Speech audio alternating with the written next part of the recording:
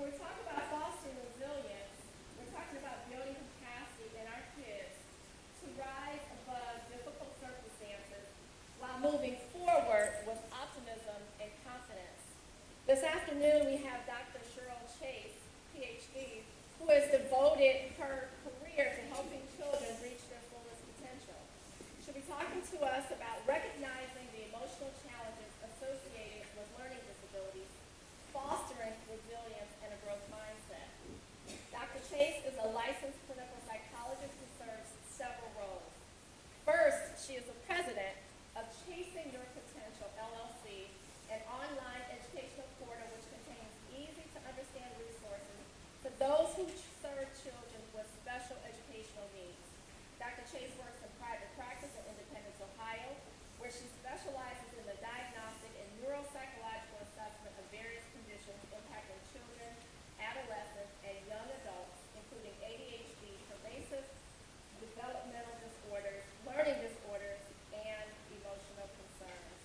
And finally, Dr. Chase is an accomplished educator and speaker at the local and national levels, where she leads workshops on such timely topics as executive functioning, differentiated instruction, learned helplessness, and creative ways to support those who struggle in school. Please welcome Dr. Chase. Thank you.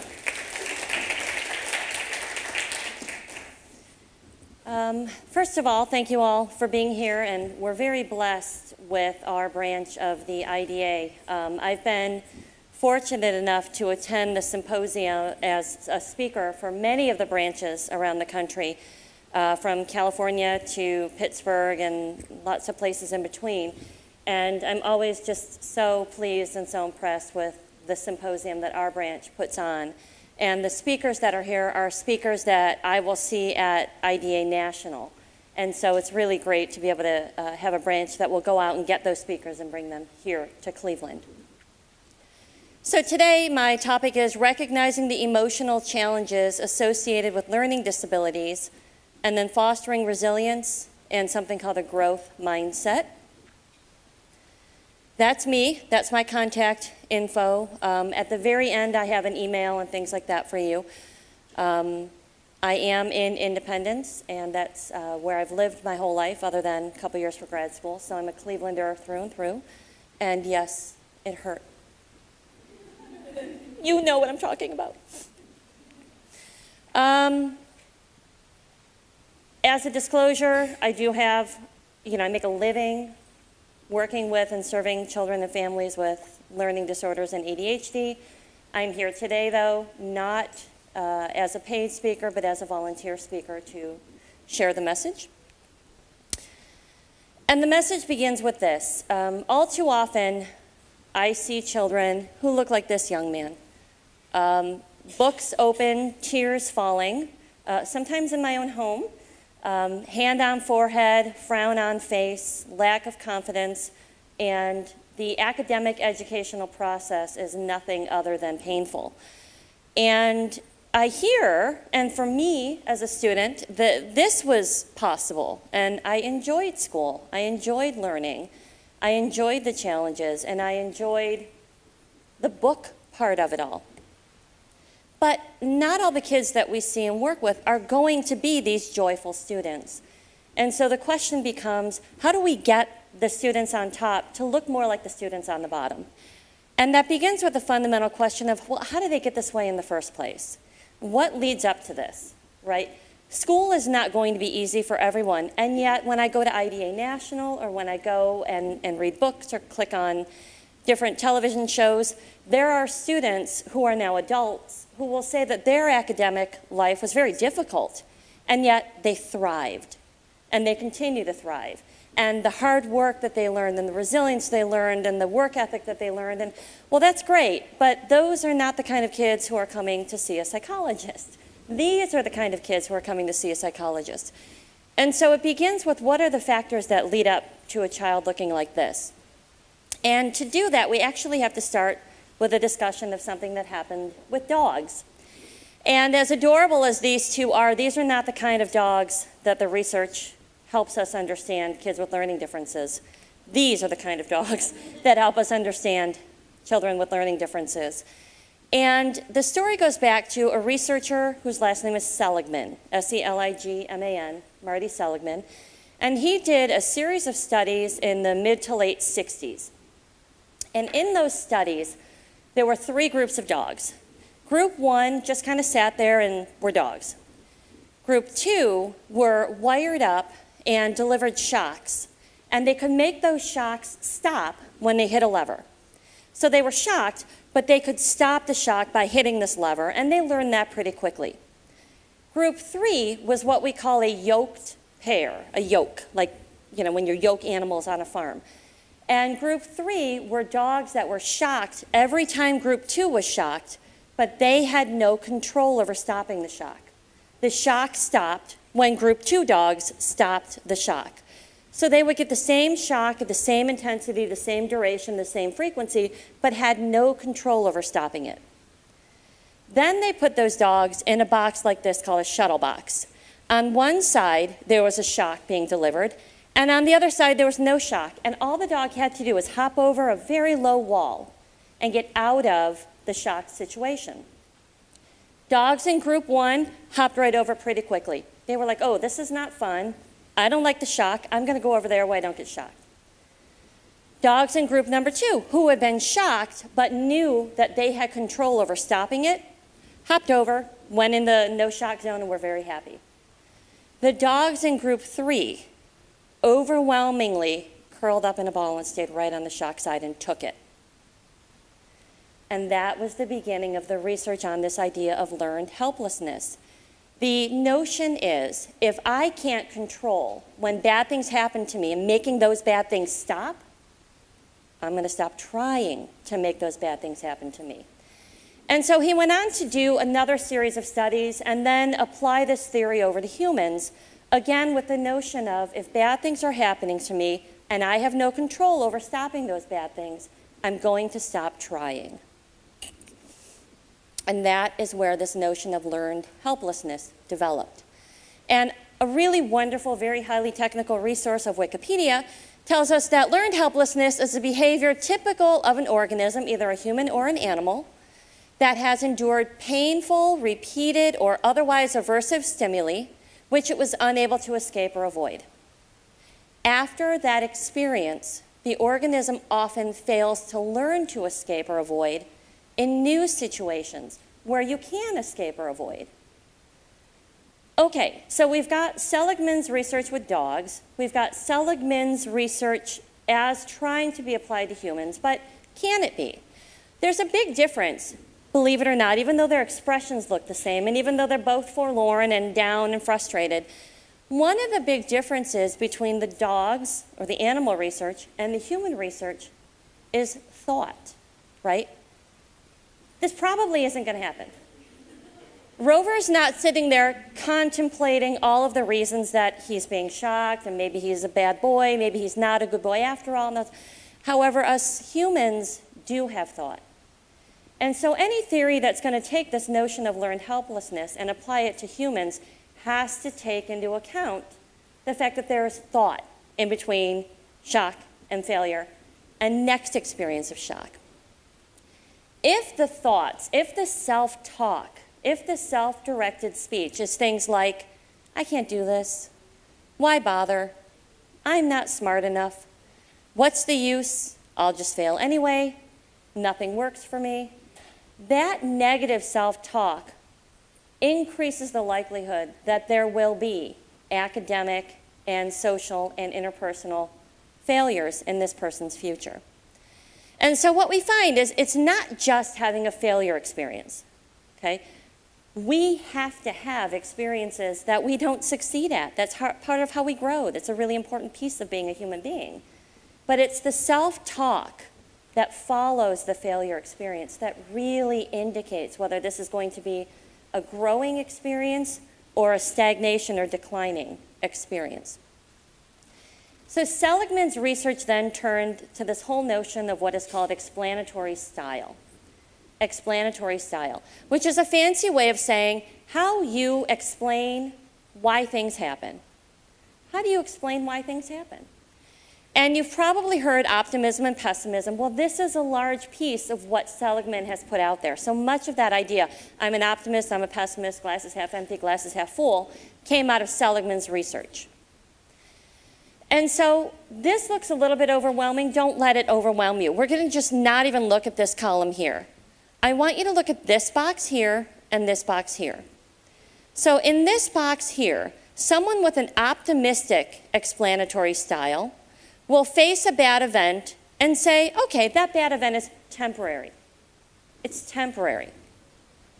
This bad event is very specific. You know, I didn't do well on this test. I'll do better on the next one. It's only math class. I'm better at social studies. And then blame other people or circumstances for bad events, which actually, early on, this is not a bad thing. To say, it's all my fault, I'm a failure, is not healthy. To say, well, that teacher doesn't teach a way that I can understand. That's not a bad thing when we're talking about explanatory style. At minimum, at least, understanding the role that the environment and myself played. A lot of times people bring me kids and they'll say, he blames everybody else for everything. I'll say, oh, okay, but I need to know more about that because that's not always a bad thing. Understanding that the environment plays a role is key. But let's look down here at this quadrant. The pessimistic explanatory style. Bad events persist. I'm never going to be good at math. I'm always going to struggle at this school. School is never going to be an environment that I can handle. Bad events are universal. So it's not just this math test was difficult for me, but school is hard for me, or I'm never going to be a success. And then we blame ourselves. It's because I'm a loser, I'm a failure, there's something wrong with me. And so Seligman was able to boil it down to looking at your world and events that happen in your world. And what is the permanence? Is this forever or is this temporary? What is the pervasiveness? Is this a little area of difficulty or is this a massive area of difficulty? And then personalization. Is it all my fault or were there other factors in the environment that contributed as well? So when we look at explanatory style, we have to look at optimistic and pessimistic. And is there research then to show that a pessimistic explanatory style is inhibiting academic performance? And there has been some research on that. Let me see if I can find it. So Seligman's research found that habitual explanations of bad events in terms of internal, stable, and global predicted poorer academic performance. And because college students are so much easier to study and because they're over 18, so we don't have to go through parental permission and all of that, a lot of the research is done with college students. And they're pretty consistently among college freshmen, those who have this optimistic explanatory style are much more likely to graduate college and much more likely to persist through college. Those with this negative and pessimistic explanatory style are much less likely to persevere and persist and finish college. So, it seems like the relationship looks something like this. An unsuccessful experience, or 2 or 3 or 4, begets expectation of failure or fear of failure, which leads to greater hesitancy. I'm not going to volunteer to read in class, or I'm not going to do that extra credit work, or I'm not going to take this risk. And then we have diminished perseverance. So in other words, I'm not going to keep persisting because I know I'm not good at this anyway, so what's the point? And if you don't get, for example, your homework done, you've had an unsuccessful experience. And so this cycle of unsuccessful experience leads to expectations, leads to changes in your behavior where you don't persist, leads to I'm not going to keep trying, leads to an unsuccessful experience, and so on and so on. But success is not a straight line. We have to have some failures in our lives. First of all, if we're ever pushing ourselves to the max, we're going to have some failures. Second of all, that's where we develop some of this grit and determination that's going to take us to much more successful places. So how do we deal with the fact then that we have children with learning differences, children for whom print-based work, whether it's producing print in writing, whether it's reading print. We know that this kid has a learning difference and that print management is difficult, for example. But this child has to function in an academic setting, which is very heavily print-based. What do we do with that? What do we do with that? So the kid looks at us and says, OMG, help me out. I'm at this school, they make me read, they make me write. Reading and writing's hard for me. How do I engage in the educational process if print-based work is hard for me? And so in walks Carol Dweck.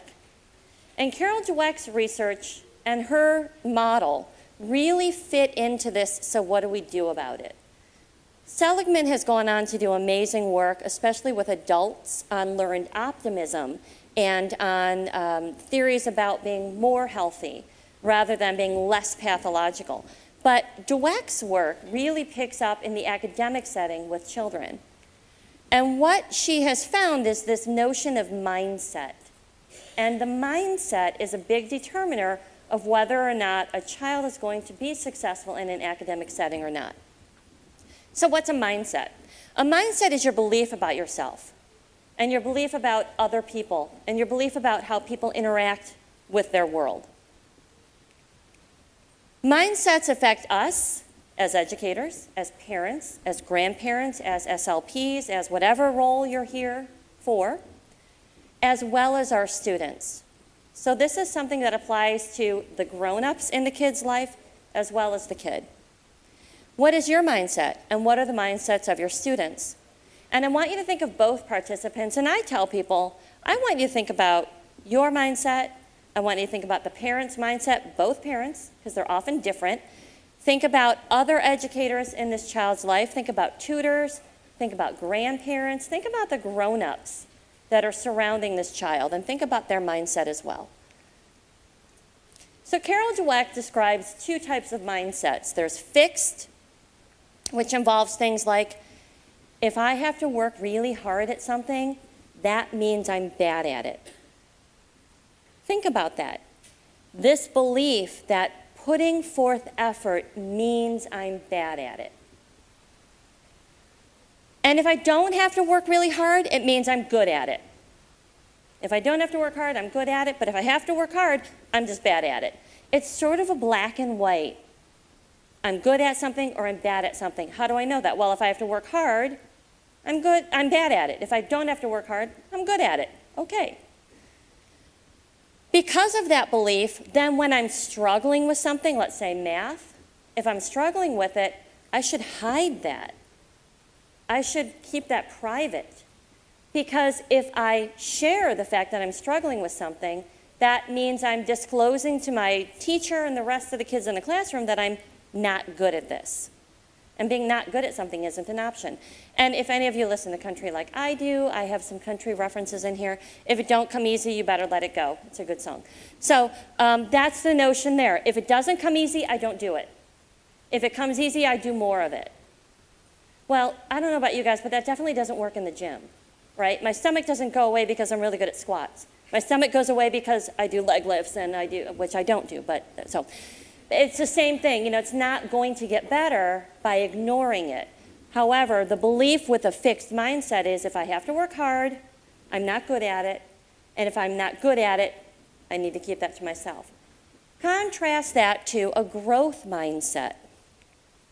In a growth mindset, there's a belief that it doesn't matter if I'm good at something or not, I still have to apply effort.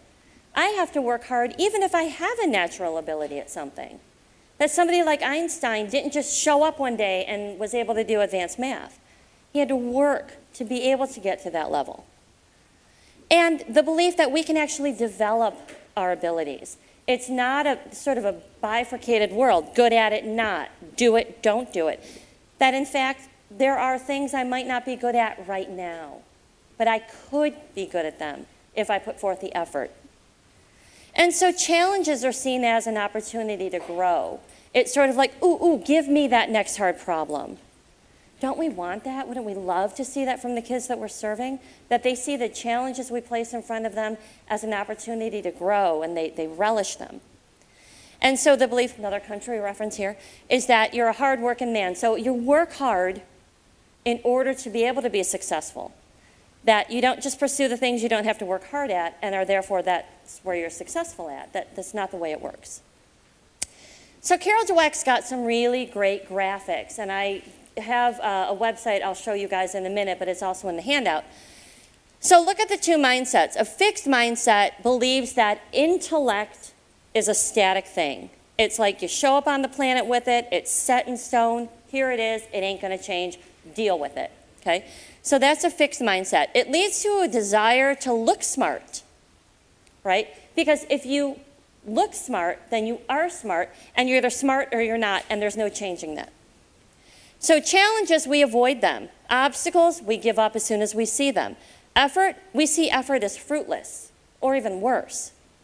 Criticism, well, we ignore it. We don't want it. We're afraid of criticism.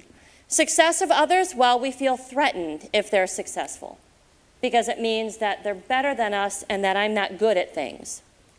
As a result, they might plateau early and achieve less than their full potential.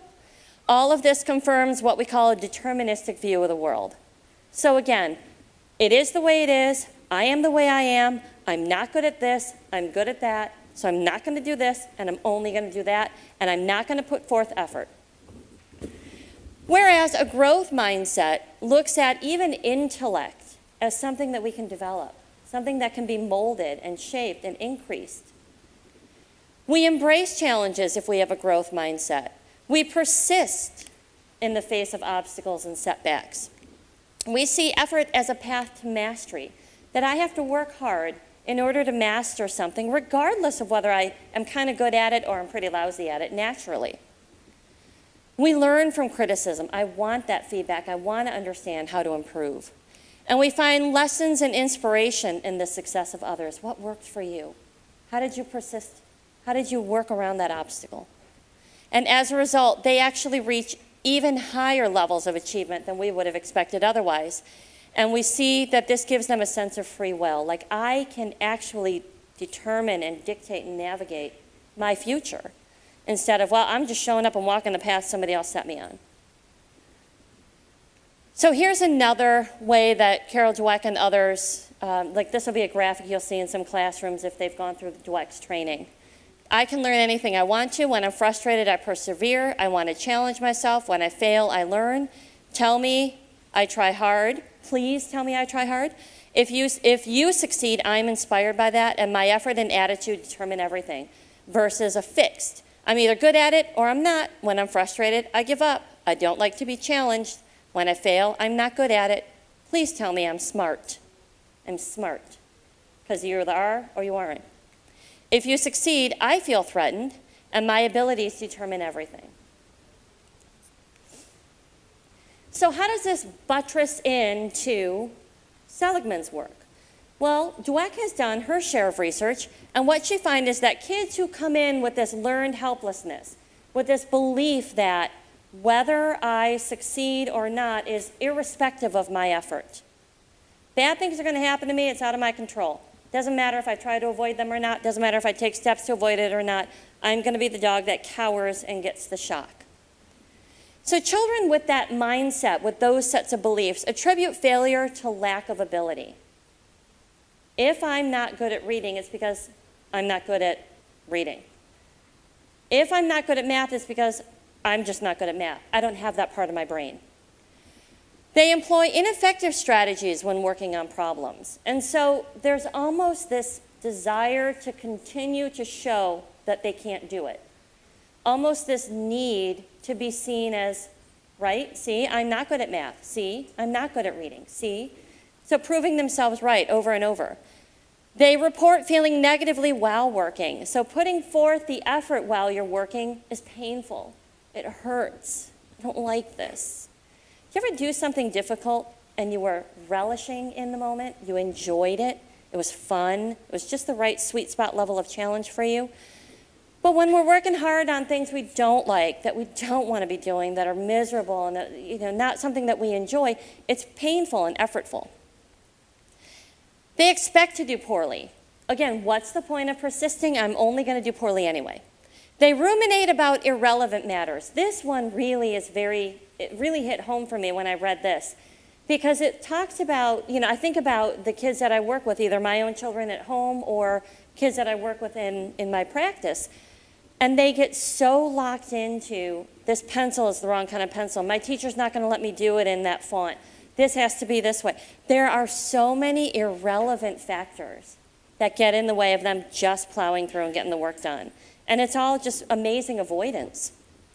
They fall apart when they encounter failure. And they don't benefit from their own prior success.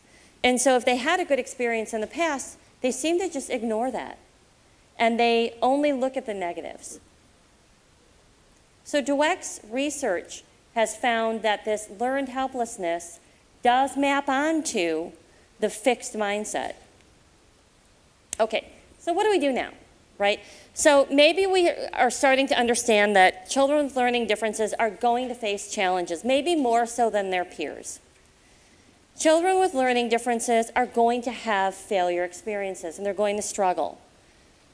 How do we take those kids and say, it's even more important to make sure, it's even more important to make sure that they have a growth mindset? Because these kids, we can guarantee right now they're going to have some failure experiences. School is not going to be easy for them, even if they're in the right academic environment or in with the perfect 504 or IEP. So what do we do now? We panic, right? We just quit, go to the bar. No, we create a growth mindset classroom. And when we can create a growth mindset classroom, when we can set up an entire environment around a growth mindset, kids with learning differences are going to benefit, as well as kids who are our traditional learners. Kids with attention and executive weaknesses are going to benefit, as well as kids without those weaknesses. Kids with families going through divorce, anxiety, trauma background, all kids are going to benefit. Both kids with special needs and kids without special needs are going to benefit. That's the beauty of this idea of a growth mindset classroom, because everybody will benefit. And believe it or not, you will too. It's pretty cool. So how do we do that? First of all, we have to acknowledge that these different mindsets exist. We cannot pretend like they don't. And we have to acknowledge that they exist for the child, for ourselves, for the child's parents, for the child's siblings, for the child's tutors, for the child's grandparents. Everybody in this kiddo's life is coming into it with a different mindset. And we're probably all somewhat of a mixture between fixed and growth mindsets, and we probably always will be. So I come from a family, there are 4 of us in my family, I have 3 brothers, and all 3 of my brothers were really talented musicians. Not me. Not me. Did I ever try? Not really. I tinkered with piano a little bit, but that was the extent of it. So is it fixed or is it growth? Could I have been a great musician had I applied myself in that way? Or did I just not have that gene? I don't know. And it's okay, because I look at musical talent as just like I look at everything else, but music is a little bit easier for me. You probably show up with a predisposition for it one way or the other, and then you apply yourself and you work and you work. We seem to be able to embrace that when it comes to sports or when it comes to musical aptitude, but we don't seem to have that same attitude when it comes to academic things. And so the idea is you show up with a disposition and you continue to grow that. I was more athletic, so I played sports all the way through college. Okay, does that mean that, hey, you know what, when I showed up on the planet, I was destined to be a collegiate athlete? No. It was a blend of fixed and growth. It was a blend of both ability and effort. To ban a fixed mindset is to create false growth mindsets. Okay, you know what? It doesn't matter the fact that I was a collegiate athlete. I cannot run a distance very long. The team quest, the most I was able to promise I could try to do was 6 miles. I'm not going to do a marathon. I'm not going to do a half marathon. And it would be really silly of me to say to myself, you know what? I could be 5'4", 125-pound cheerleader for the Dallas Cowboys. No, right? There's got to be a reality check here. And so you don't want to have a growth mindset around everything, but you want to have a growth mindset around things that really are truly moldable. My height, my weight, well, weight to some extent, but my height is not really that moldable. And so banning a fixed mindset entirely is not the right idea, but it's to say, is that a realistic place where growth is not possible?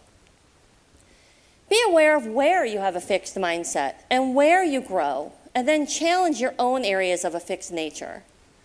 And so really a lot of this work begins with my own understanding of myself. And then you apply it to your students. And how often do you find yourself saying, you know what, he's just not good at math. That's the way it's going to be. Or I have 3 children of my own as a mom. And so do I say to myself, well, that one, boy, he's going to be my football player. Well, that's kind of deterministic, and who am I to say? Where do you have a fixed mindset? Where do you have a growth mindset? And how does it play out in how you interact with the people around you? Number 2, raise awareness about this whole notion of mindsets. Let people know that this even exists. Once you have this framework, it's pretty cool.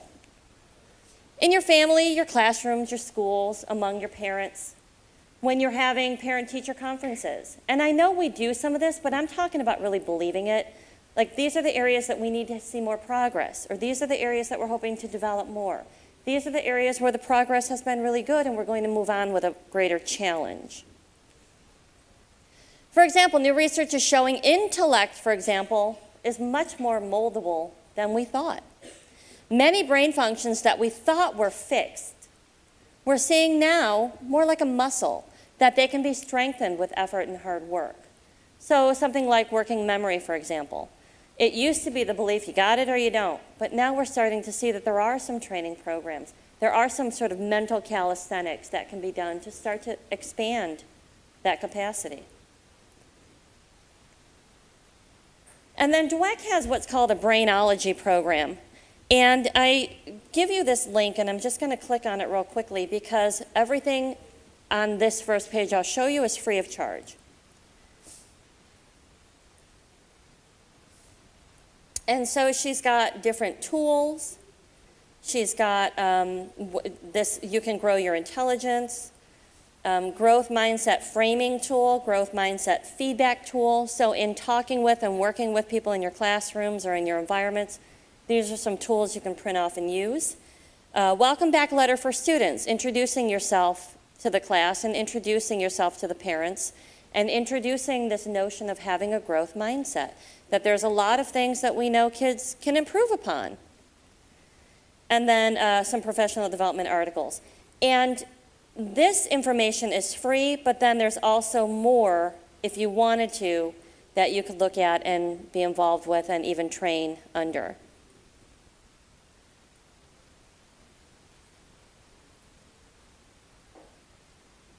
Have any of you guys gone through any of this kind of training in your school or your institution? There are a lot of schools I go to where they've done like a year-long mindsets in school, sort of top-down belief growing opportunity. So they're reading the books together, they're going through the training together. Carol Dweck or one of her trainees will come out and work with the school. So I wasn't aware of any in Cleveland doing it yet, but I know nationally that's happening. Number 3, normalize struggle. And this is particularly important with our kids with documented learning and attention challenges. There are some things that are going to be harder for you, but there are some things that are going to be easier for you. Struggle is a part of life. Try something like this. I've been working really hard to find something super challenging for you because you've all been growing so much. This gives them the right balance of praise for their effort, plus encouragement to keep working hard. Help them focus on strategies by asking questions such as, what can we do to tackle this challenge? What can we do when we feel stuck? These questions presume that you will feel stuck, which is a natural part of learning. Students are no longer preoccupied with whether they get the right answer or not, but rather how they uncover the answer and persist while they're struggling and while they're getting stuck. And way, way too often, the belief is that getting stuck and struggling is the end. This is where I need to stop. This is painful. This is uncomfortable. I need to avoid this. But instead, you're reframing that entirely and saying, we're stuck. What are we going to do now? What are we going to do now? With some younger kids, I've seen it where they sort of use a Scooby-Doo approach. Like, wow, gang, what are we going to do? What evidence do we have? What's the mystery we're going to solve? That whole kind of energy around, like, why do you think they would go find another mystery? Why don't they just stay home? They're always going somewhere, finding another mystery. Because the challenge, as a team, they work together and they come up with a solution and they solve the problem together. That's really interesting. Number 4, learn to use waiting and learn to use time. Too often when we experience or see somebody struggling, we want to move past it quickly. It's really uncomfortable to watch someone struggle. And it's uncomfortable to experience struggling within yourself. But man, that is the good stuff. When a student is struggling and can persist and persevere and work through that, and we've not swept in and taken away that struggle, a lot of beautiful things can happen. I remember when I had my first child, I had used a midwife, and she had said to my husband then and I, one of the mistakes a lot of women make is as soon as daddy's holding the baby and the baby's fussing, it's like hot potato over to mom, right? So either mom goes over and takes the baby from dad, or dad comes over and hands the baby off to mom. And her words, I will never forget them, that really robs dad of the amazing power of soothing and calming his baby. The confidence that he can get in being able to persist and persevere and learn what this little infant needs in calming. And I think of that all the time when I think about kids who are struggling academically. If I sweep in here and I take this problem away from you and I solve it for you, or I scaffold it for you, and I don't give you sufficient time to learn that you can handle a difficult moment, this will pass. I've stripped you of all self-confidence and power. And then when I'm not there, that's when you're going to shut down entirely. Or you're going to be looking for the other adult in the room who's going to take the struggle away from you. Let them sit with the struggle. Instead of moving past the struggle, spend more time in it. Seek it. Delight in it. Celebrate it even.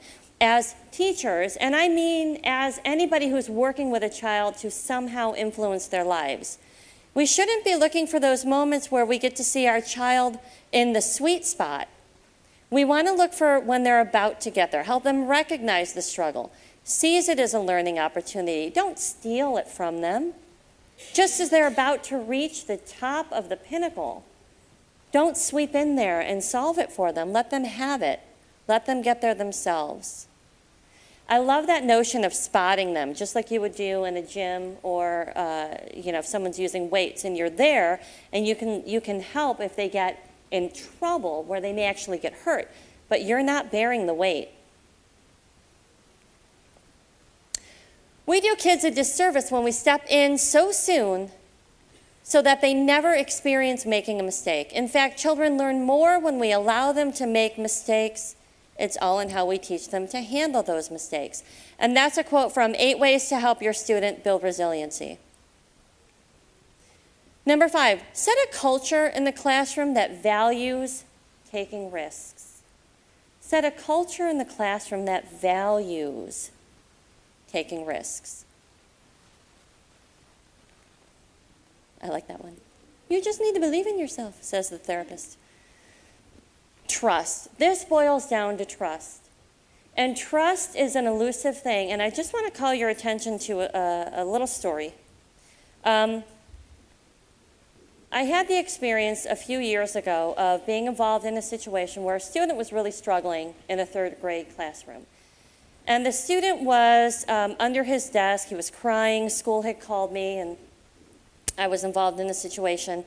And the student was, by all accounts, a really bright young man, little boy, really bright boy, who just seemed to be kind of shutting down and overwhelmed and flooded and overloaded in that classroom.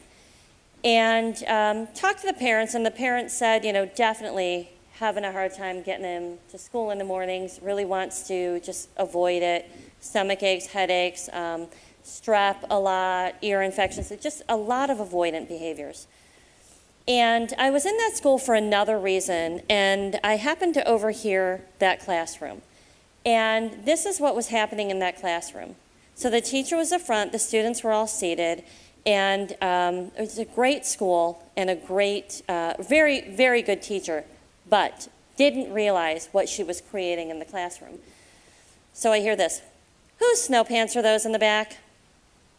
Whose snow pants are on the floor in the back? Susie, go pick up the snow pants and read the name in the snow pants. Whose snow pants? So the whole class is like, oh, who's going to get it, right? Who's totally going to get roasted? And so Susie goes back there and she reads out loud whose the snow pants were. And I see that Tom. Tom gets up, shrugs his shoulders, he walks to the back of the classroom. All the kids are going, ah, ha, ha, Tom snow pants. And I went, oh my word, no wonder this little boy, other little boy, who's anxious and kind of keyed up to begin with, is under his desk. The tension and the lack of trust in that classroom. If I take a risk and I'm going to be chided, and the teacher's going to be a part of that. Now in 7th and 8th grade, there's some good-natured ribbing that the kids can understand and can go back and forth with. But at those early grades, there really needs to be nothing but trust. Teasing is really not appropriate in those young grades. It's not. Kids can't draw the line and they don't know. And many kids are teased, but it was just a joke, I was just kidding. Well, have you ever been in that situation where you think someone's teasing but you're not sure, and now they've just called attention to it, and maybe my hair is out of place, or maybe I do have lipstick on my teeth, or maybe I do, right? So in those young grades especially, the culture and the environment has to be nothing but supportive and positive. We're talking about a trusting, trustworthy type of environment. That poor little boy, Tom, was never, now because his snow pants were in the back, and he was just grilled mercilessly by the entire class and the teacher up front, who had been leading the charge in teasing this boy. Yeah, maybe his snow pants will never be out of place again, but so years later, I had a conversation with that other boy's mom under a different context, and she was telling me that, oh, the whole 3rd grade year, Tom was on Pepsid, and he was on, and I thought, okay, so that's 3 boys now in this particular cohort that during that 3rd grade year had significant signs of anxiety. And these are kids who, for that 3rd grade year, were in the environment that was not a trusting, warm, responsive, trustworthy environment. And so when you're talking about developing a classroom where risk-taking is valued, there's got to be no room for teasing, no room for chiding. There has to be nothing but trust. And trust comes in the little things. It comes in the little things. It comes in always treating your students with nothing but respect and always using kind words. You don't have to give them all a trophy, but you have to treat them with respect. Number 6, teach students to articulate their thinking. So this goes back to the last one. I want to hear you thinking out loud. And if you don't have a trusting environment, that's going to be really difficult to get kids to do. Focus students on their learning process and on what their process of growth is like, rather than what your performance was, what that final grade was, what that final number was. Teach them to be prepared to explain their thinking with concrete evidence. Yes, you can do this in the very young grades too. Show me the evidence in your reading. Show me the strategy that you used. Justify and then be open to critique. But to do that, you have to actually demonstrate a level of vulnerability, right? Have you ever been in an argument or a discussion with someone and you are telling them something, like, why? Explain that to me. Tell me why. And as you explain it, they're refuting every point you make. Right? So what happens? You just get to the point where you're like, I'm not going to argue with you, teenage son, right? I'm not going to argue with you. I'm just telling you, you need to be home by 11. Well, why? Explain to me why. Well, because I stay up until you're home. You can go to bed. No, I can't relax until you're home. Well, take an Advil. No, you need to be home by 11.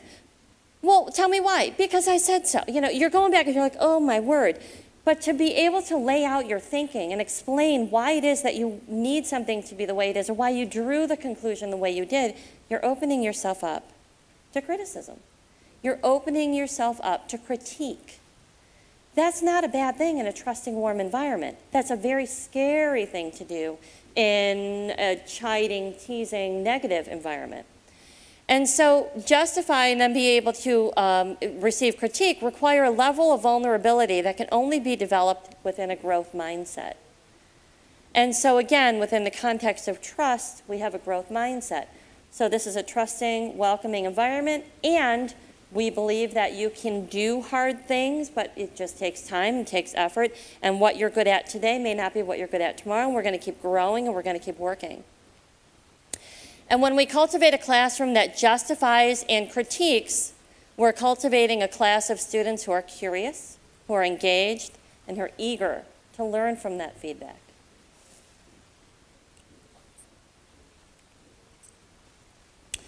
Number 7, encourage students deliberately. So I am so guilty of these mistakes. And I'm so glad I became aware of what damage I might be creating, because I think it has really opened my eyes quite a bit. So what would be a whoops thing to say? Hey, not everybody is good at math, just do your best, right? I would say that to my children as a mom all the time. Did you do your best? Well, that's all I can ask of you, right? As long as you tried your best, that's all I can ask. So, not everybody's going to be good at everything. But there's a better way to say that. So a better choice would be, hey, when you learn how to do a new kind of math problem, what Dweck would say is, it grows your math brain. So she just talks about it in those terms, that there are things we can get better at. And so rather than saying, hey, just do your best, you could say things like, put in your best effort, and then we'll go look at it together and see where we can improve. Because doing it to your best is growing your math brain, but we know that more growth can happen. How about great effort? Oh, I'm so proud of how hard you worked. You did your best. Versus, hey, it's not about getting it right away. It's about understanding the process, understanding step by step. What can we try now? What can we try now? And so at home, when my kids are working on their homework, Mom, I don't know how to do this, I don't know how to do this. Rather than, well, let me look on Khan Academy, or call Susan and ask her how she did it or something. It's, so what's your first step? What's your next step? What could you try next? Focusing on process rather than product. Number 8, she talks about harnessing the power of yet. I'm not good at math. How about I'm not good at math yet?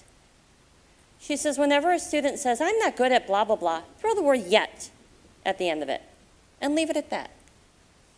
Smart people do work hard. They do. And so it's not just, well, Einstein was smart and therefore he never had to work. No, he had to work pretty hard. Talented people work hard. Don't tell me that LeBron doesn't work out. Don't tell me that he doesn't spend hours and hours and hours stretching, doing yoga in the gym, shooting shots. I mean, the best, most talented people that we know are the ones who are spending hours and hours and hours and hours and hours honing their craft. A bird sitting on a tree is never afraid of the branch breaking because it trusts. Because its trust is not on the branch, but on its own wings. Right? So this is ultimately what we're trying to get kids to see is you've got it within you to make these things happen. There are many subtle ways that we sweep in and make them believe that they don't have the power within them. They don't have the control within them. That the learned helplessness is developed because their belief is that their success is only dependent on whether the adult in the room knows how to help them get the right answer. And so the learned helplessness can start to fall away when we give them the belief that it's the process that they are taking ownership of that can help them to be successful. I love that little dude. Because you can own this face of pure accomplishment. Love that little dude. Because ultimately we want to have a successful experience, which leads to a later expectation of success, which then welcomes challenges, which then creates greater perseverance and persistence, which then, guess what? Creates a successful experience. And so the cycle can be rewritten in a different way. So I want to take a minute and show you this video from Dweck. It is wonderful. What I don't know, though, is if we're going to have a good audio. So give me a minute.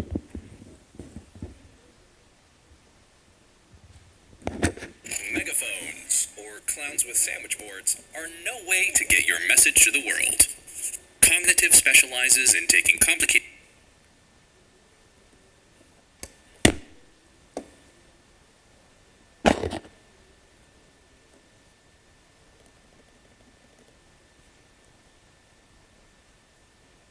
In my work, we find that some students have a fixed mindset about their intellectual abilities and talents. They think intelligence is just a fixed trait. You have a certain amount, and that's that. This is the mindset that makes kids afraid to try because they're afraid to look dumb. But other students have a growth mindset. They believe that intelligence can be developed through their effort, dedication, learning, and mentorship from others.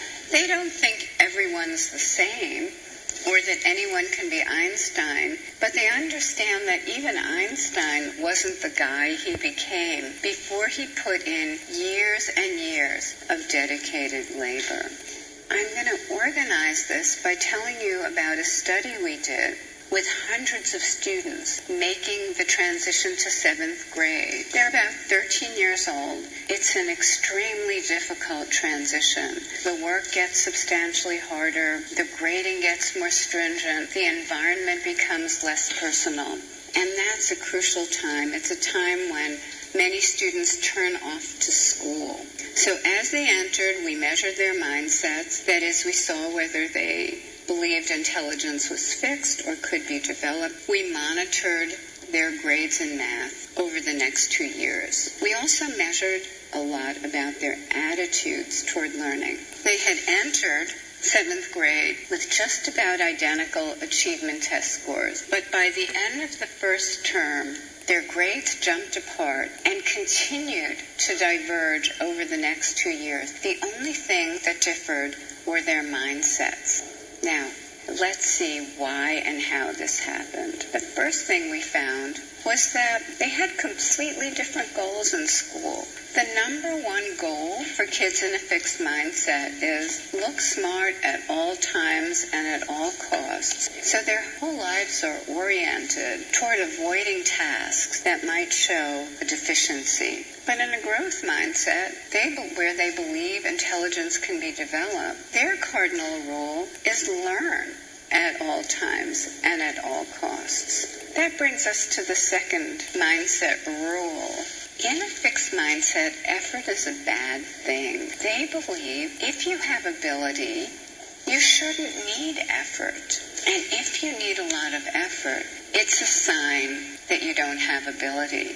I believe that belief, that if you have ability, you shouldn't need effort, is one of the worst beliefs that anyone can have. I think it's why so many of our promising students don't fulfill their potential. They go along, coasting along, not trying that hard. The other kids have to try. One day they have to try too, and they can't do it. Whereas students in a growth mindset say, effort is what activates their ability.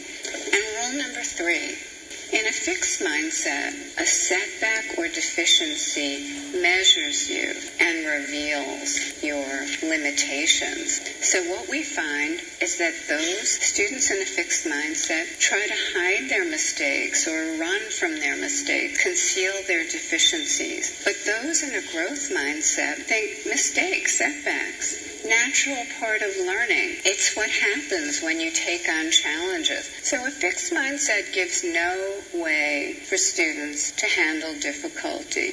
They may get discouraged, give up, flee, or become defensive, acting bored. Often this statement, it's boring, it's a cover for a fixed mindset. It means I'm afraid to try, or acting out, blaming the teacher or material.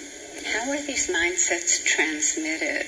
We've studied this in a number of ways, but maybe the most interesting way is through praise. For 15 years, we have studied how adults' praise affects students. We undertook this work at the height of the self-esteem movement, when the gurus were telling us all to praise our children's ability, tell them how brilliant and talented they are. But for 15 years, we have found praising children's intelligence harms them. It puts them into a fixed mindset and turns them off to challenging learning.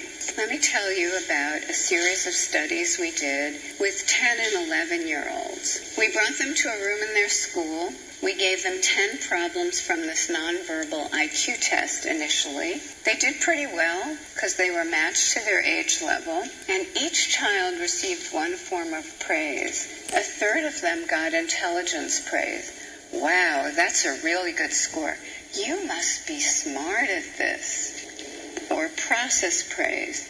That's about the process they engaged in. Could be their strategy, their effort, their focus, their persistence. Wow, that's a really good score. You must have tried really hard. And the control group. Wow, that's a really good score. I won't talk much about them because they tended to be in the middle. Now, if you listen carefully to the messages that are embodied in each statement, the first one says, I value intelligence. The second says, I value process. Let's see what happened. First, yes, indeed, praising intelligence put kids into a fixed mindset compared to praising the process. But the most astonishing thing to us was that praising intelligence turned kids off to learning. Because after we praised them, we said, what do you want to do now? Anything's fine with us. You want a hard task you can learn from, but you might make mistakes? Or do you want a task that's like something you're already good at? The majority of kids who were praised for their intelligence rejected the chance to learn in favor of something they were sure to do well on. But those praised for the process overwhelmingly wanted the hard task they could learn from. They didn't feel they were in jeopardy if they struggled for a while. Later, we gave everyone a difficult set of problems. And here we found that those who were praised for intelligence lost their confidence, didn't enjoy the problems anymore, and even when we went back to the easier problems, their performance suffered. Those who were praised for the process remained confident. They saw these problems were harder. Many of them said the hard ones were their favorites, and when we went back to the easier ones, their performance flourished because they remained engaged and they remained learning. A few months ago, we published a study showing that mothers praised to their babies 1 to 3 years of age predicted that child's mindset and desire for challenge 5 years later. So now I feel justified when I intervene with mothers at airports who are telling their babies that they're geniuses. I have the data. So remember, praise process. But it's even more than that. It's conveyed to children a new value system, not about quick, easy, smart things, but like this. Sit around the dinner table and say, who had a fabulous struggle today? And each person shares the struggle. Or if a child does something quickly and easily, instead of rushing to tell them how good they are at it, we should say, oh, I'm sorry I wasted your time. Let's do something hard. Let's do something you can learn from. Recently, I have fallen in love with a new word, yet.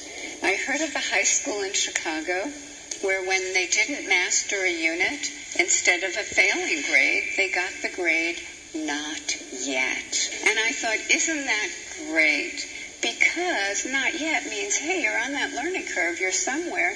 And so if a child says, I'm not good at maths yet, it's like, get back on that learning curve. I can't do it yet. I tried, but it didn't work yet.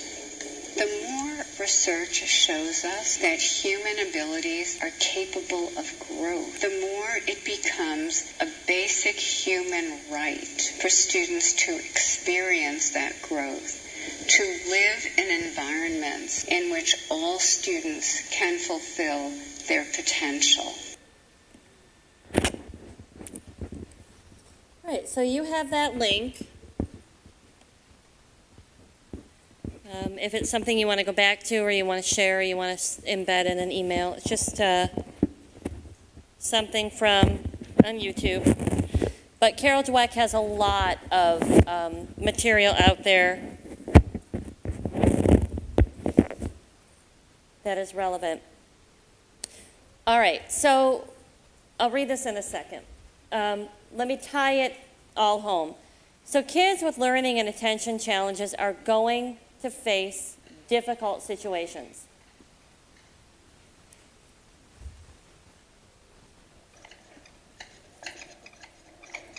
Children with learning and attention issues are going to face challenges. School is going to be hard for them. Even the best school with the best of arrangements and accommodations and things like that are going to be difficult for the child. But fostering in this child a growth mindset is going to be even more important. And recognizing that learned helplessness is easily developed and that learned helplessness can be avoided. But, for example, when someone comes into my practice and I'm sensing that there's an element of learned helplessness, I will pull out that explanatory style chart and I'll show the kids. These are the kids who are most likely to be successful, the ones who can look at a setback and say this is temporary, this is focal, and there are other factors that have come into play here, not just me, whether I'm good at this or not. And then I'll explain to them the optimism and the pessimism, and that the most successful kids are the ones who adopt the optimistic style. Then we'll talk about mindsets, that everybody faces challenges. There are things that are difficult for everyone to do, but it doesn't mean that you don't try. Those are actually, and this is what I say to kids with learning challenges, LD, ADHD, I'll usually say something to the effect of, well, the fact that we now know that dyslexia is a part of what you're dealing with, that doesn't mean that you are free and have an excuse to not have to pursue reading. What this means now is, in fact, you're going to have to work a little harder. So one of the things that I'm going to do for you is help you learn what parts of working harder are most effective for you, and what parts of working harder are least effective for you. One of the fears I hear from a lot of parents is that, well, I don't want him to know he has ADHD because then he's just not going to ever try again. No, I usually say the direct opposite. Well, we know that ADHD is a piece of what you're contending with, so that means to me, we're going to have to work a little harder. And what does working harder look like for you? So, a couple of things I like to close with. One day a man was walking along the beach when he noticed a boy picking something up and gently throwing it into the ocean. Approaching the boy, he asked, "What are you doing?" The youth replied, "Throwing starfish back into the ocean. The surf is up and the tide is going out. If I don't throw them back, they'll die." "Son," the man said, "don't you realize there are miles and miles of beach and hundreds of starfish? You can't make a difference." After listening politely, the boy bent down, picked up another starfish, and threw it back into the surf. Then, smiling at the man, the boy said, "Well, I just made a difference for that one." And my ultimate favorite quote. If you think you're too small to make a difference, try sleeping with a mosquito. Nothing that I have ever learned at any conference or workshop has worked for every child. But I'm pretty confident that I've had some impact on at least a few of them that I've had the blessing of being able to work with over the years. And maybe that's all it needs to be. Because if I can have an impact on a few, and then next year someone else can have an impact on a few other ones, and sometime the next year someone else can have an impact on a few others, we have plenty of time. You know, you're not going to be able to change all of them, and don't let the handful of them that don't respond to what you're doing make you throw those strategies out entirely. You may well be helping more kids than you're aware of. So here's my contact info. That's the best way to reach me. That's the best email to use. And I'm happy to take questions while we have a remaining about 7 or 8 minutes. What questions do you guys have?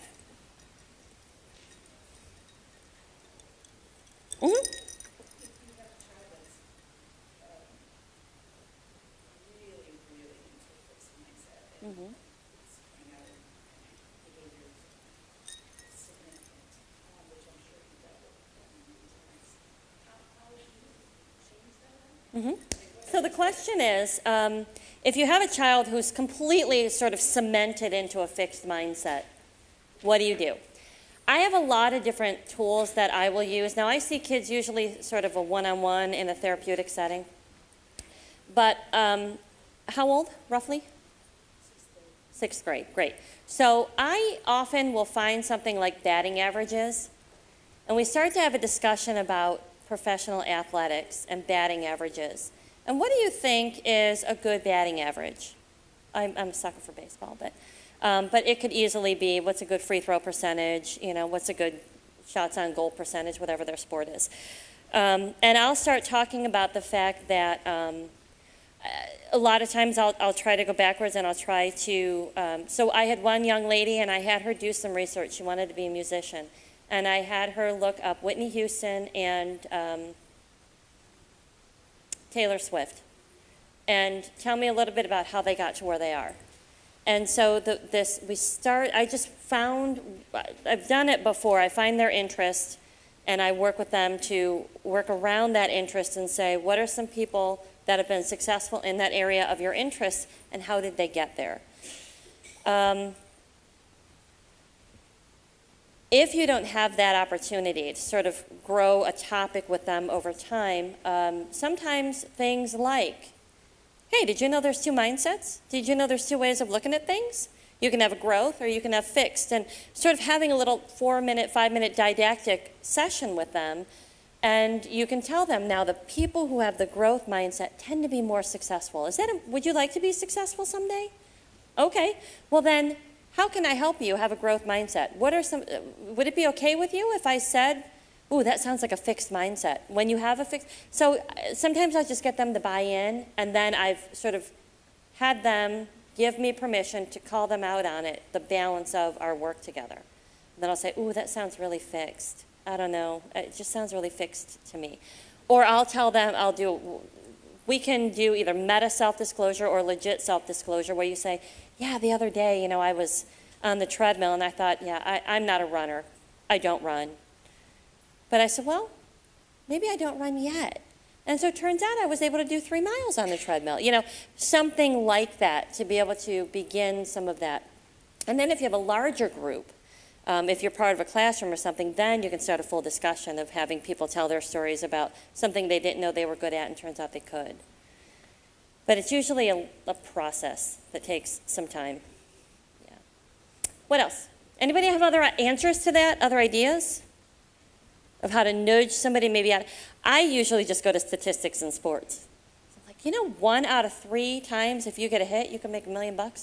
That's pretty cool. 1 out of 3? Did you have a question? Yeah.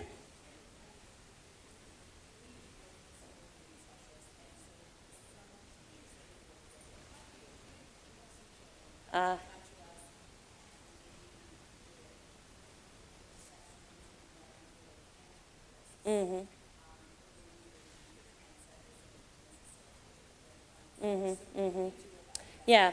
So what if you're embedded in a system where you work with kids almost on a pull-out basis, but other people in the building that are influencing this child, especially if it's a child's classroom teacher, maybe don't have as much of a growth mindset.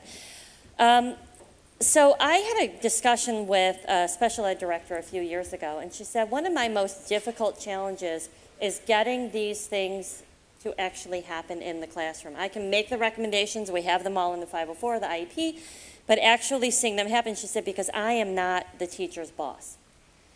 And I said, well, how does change happen then in those environments, in those institutions? And what we started is this idea that educating the other teachers is a piece of it.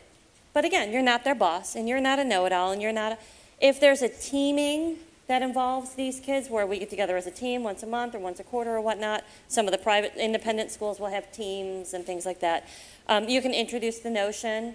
You can say, one thing I learned about at this workshop that I really think Tommy would benefit from is this idea of a growth mindset, and introduce that notion, but ultimately going to administration and saying, is there a way that we could invite somebody in Carol Dweck's team, or we could read her book together as a team, or at least just pass around a link, that introduces this notion. But a lot of times it's going up to administration and saying, for our next in-service, can we all read Carol Dweck's article and discuss it? Or is there a way that we can introduce this growth mindset to the school?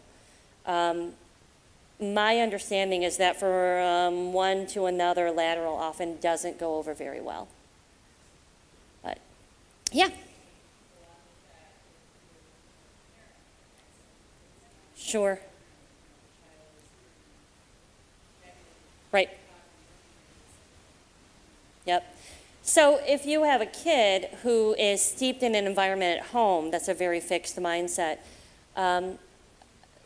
as an educator or whatever role you play, the most you can do is work with the child for the time that you have them right in front of your space.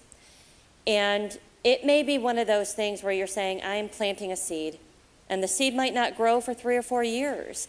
And believe me, in therapy, there are many times I'm sitting there going, oh my God, the only treatment is to pull this kid out of the house. You know, I mean, nothing that I do is going to make a huge difference if they're going back to that, if they're going back to that, if they're going back to that.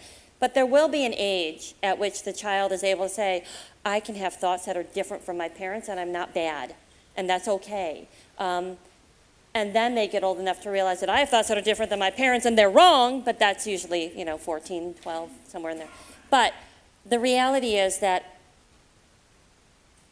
whether it's a growth mindset or not, or whether it's kindness to your neighbor or not, there is a lot of values that we're going to have that are different than our kids' homes that we, may not share. But again, it's planting the seed of a growth mindset that that's possible, and that growth around something, even if you're good at it, you still have to work hard at it. And if you're not good at it, you just have to work harder at it. They'll come back to that, even if it's not that year. So you just kind of take a leap of faith. Anything else? All right, my email is up there. If you need me, feel free to shoot me an email. Just let me know where you saw me and what the topic was so I know how to answer you. And thank you all for coming. Have a great day.